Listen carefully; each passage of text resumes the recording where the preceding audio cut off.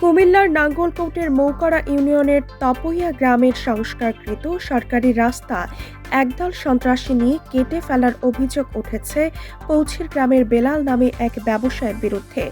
শুক্রবার বিচারের দাবিতে মানববন্ধন কর্মসূচি পালন করেছে এলাকাবাসী এবং রাস্তাটি সংস্কারের দাবি জানান তারা।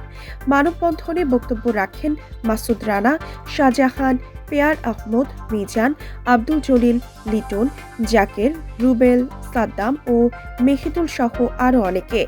এ সময় মানববন্ধনে তারা বলেন, সরকারি রেকর্ডভুক্ত রাস্তাটি দীর্ঘদিন ধরে অবহেলিত হয়ে পড়েছিল।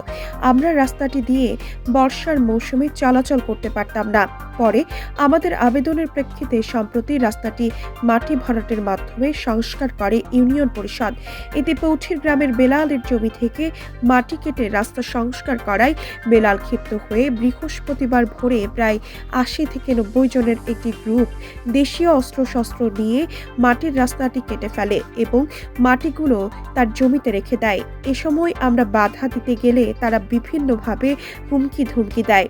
আমরা উপজেলা প্রশাসনের হস্তক্ষেপ কামনা করে সরকারি রাস্তা কর্তন করার বিচার দাবি করছি। উপজেলা নির্বাহী অফিসার লিজা আক্তার বিথি বলেন, অভিযোগের ভিত্তিতে তদন্ত করে ব্যবস্থা নেওয়া হবে।